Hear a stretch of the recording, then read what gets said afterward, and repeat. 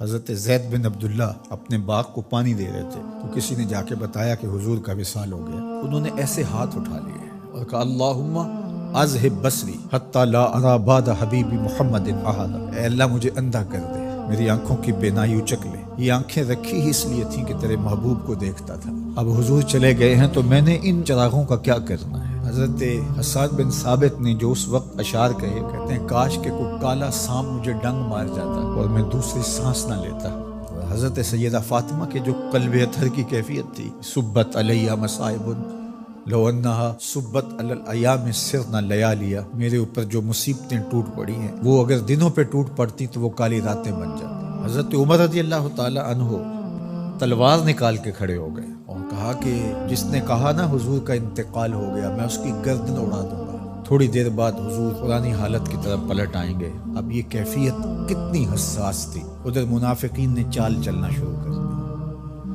انہوں نے کہا حضور کے دم سے ساری رونقیں تھیں، اب وہ چلے گئے تو اب کس نے نمازیں پڑھنی ہیں، اب کس نے روزے رکھنے ہیں، اب کون جہاد پہ جائے گا؟ جب وہ ہی نہیں رہے تو ساری کہانی ختم ہو گئی۔ تو انہوں نے اس طرح سے چال چلنا شروع کر دی۔ اور حضرت عمر کہتے تھے کوئی بولے تو صحیح، کتنا نازک وقت تھا۔ اس وقت میں حضرت ابو بکر آئے رضی اللہ تعالیٰ عنہ، ان کا کلیجہ تو پھٹ رہا ہوگا، لیکن یہی موقع تھا حضور کے مشن کو، حضور کی فکر کو، حضور کے دیے ہوئے نظام کو سنبھالنے کا۔ اور اپنے جذبات کو کس طرح کنٹرول کیا ہوگا، اپنے آپ کو پوری طرح سنبھال کر کے لوگوں میں آئے اور دیکھا کہ لوگ جمع ہیں اور حضرت عمر رضی اللہ تعالیٰ عنہ غصے میں تلوار لہرا رہے ہیں۔ خبردار اگر کسی نے کہا کہ حضور کا انتقال ہو گیا تو آپ ایک اونچی جگہ پہ کھڑے ہوئے، لوگوں کو متوجہ کیا۔ حضرت صدیق اکبر رضی اللہ تعالیٰ عنہ کا اس وقت کا جو خطبہ ہے، اس نے اس وقت اسلام کو سنبھالا جب منافق بڑی باریک چال چل رہے تھے۔ اب حضرت ابو بکر آئے اور کھڑے ہوئے، کہا لوگو مجھے بتاؤ تم اللہ کی عبادت کرتے تھے یا رسول اللہ کی عبادت کرتے تھے؟ تو لوگوں نے کہا اللہ کی عبادت کرتے تھے۔ تو کہا اللہ آج بھی زندہ و موجود ہے، اللہ کل بھی زندہ و موجود ہے، وہ حی ہے لا یموت ہے، اللہ اکبر۔ پھر انہوں نے وہ آیت کریمہ پڑھی وما محمد الا رسول قد خلت من قبلہ الرسل، اور صحابہ فرماتے ہیں ہمیں لگا کہ جس طرح یہ نازل اسی وقت کے لیے ہوئی تھی۔ اور پھر لوگ سنبھلے اور پھر حضرت سیدنا صدیق اکبر رضی اللہ تعالی عنہ نے اس مشکل وقت دین کو سنبھالا اور پھر حضور علیہ الصلوۃ والسلام کے مشن کے لیے کھڑے ہوئے۔ لشکر اسامہ بن زید بن حارثہ رضی اللہ تعالیٰ عنہ کو روانہ کیا جا چکا تھا، حضور نے خود روانہ کیا تھا۔ ابھی جرف کے مقام پر ہی یہ لشکر پہنچا تھا، مدینہ المنورہ سے تھوڑا باہر نکلا تھا کہ حضور کے وصال کی خبر آئی تو یہ واپس آ گئے۔ تو بعض صحابہ نے کہا کہ اب مدینہ المنورہ کے حالات وہ نہیں رہے، اطراف کے اندر قبائل سر اٹھا سکتے ہیں جو دبے ہوئے تھے۔ اب حضور کے وصال کی خبر پھیل گئی ہے تو کوئی مدینہ المنورہ پر حملہ نہ کر دے، اور بہترین جنگجو اس لشکر میں شامل ہیں، تو اگر حملہ ہو گیا تو پیچھے سے دفاع نہیں ہو پائے گا، تو لہٰذا اس لشکر کو حکمت یہ ہے کہ روک لیا جائے۔ حضرت صدیق اکبر رضی اللہ تعالیٰ عنہ نے کہا کہ نہیں، یہ حضور کا روانہ کرتا ہے، جا کے رہے۔ بلکہ آپ نے تاریخی جملہ کہا کہ اگر مجھے یقین ہو کہ جنگلوں سے جانور آ کے ہمارے جسم کی بوٹیاں بھی نوچ کے کھا جائیں گے، یہ لشکر پھر بھی روانہ ہو۔ لوگوں نے حضرت عمر سے کہا کہ ضرور لشکر کو روانہ کریں، لیکن حضرت ابو بکر رضی اللہ تعالی عنہ سے اتنا کہیں کہ امیر لشکر کو معزول کر کے کوئی اور قریشی سردار بزرگ اس کا امیر بنا دیا جائے۔ 9 عمر لڑکا ہے، دوسرا غلام زادہ ہے، تو بڑے بڑے قریشی سردار اور جنگجو ان کی قیادت کو قبول کرنے سے انکار نہ کر دیں۔ تو وہ گئے اور جا کے کہا کہ بڑے بزرگوں کی یہ رائے ہے کہ آپ ضرور لشکر کو روانہ کر دیجئے، لیکن اتنا کیجئے کہ امیر لشکر کو تبدیل کر دیجئے۔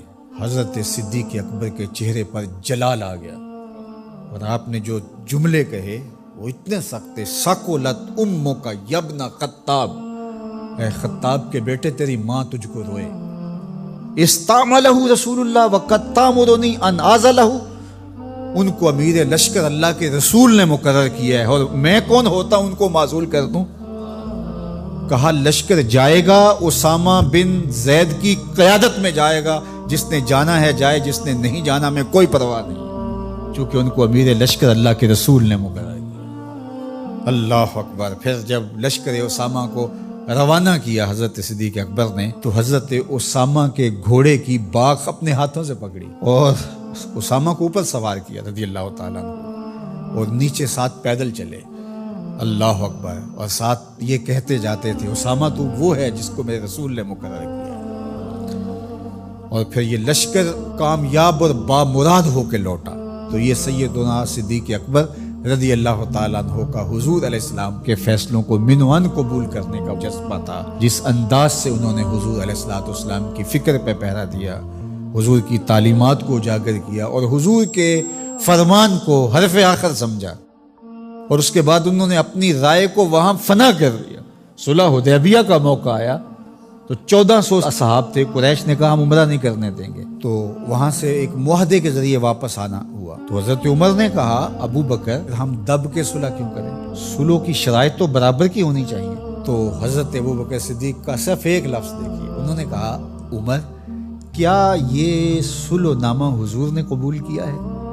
کہا کیا ہے، کہا ہوا رسول اللہ، کہا وہ اللہ کے رسول ہے۔ اللہ اکبر، کثرت صوم و صلات کی وجہ سے افضل نہیں ہے، بلکہ حضور کے لیے اطاعت و انقیاد، فرما برداری، اور حضور علیہ السلام کے لیے بس اپنے آپ کو قربان کر دینے کا وہ جذبہ، وہ آپ یہاں دیکھتے ہیں تو بدرجہ کمال آپ کو نظر آتا ہے۔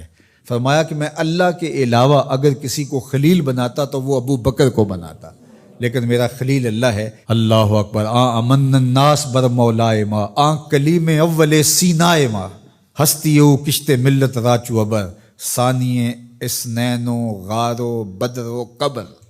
دیکھیے کہاں کہاں حضور کی قربت، یہ شک ہووی تے چل مدینے، جے شک ہووی تے آ تک لے جوڑ مزاراں دا بن یار نبی دیاں یار۔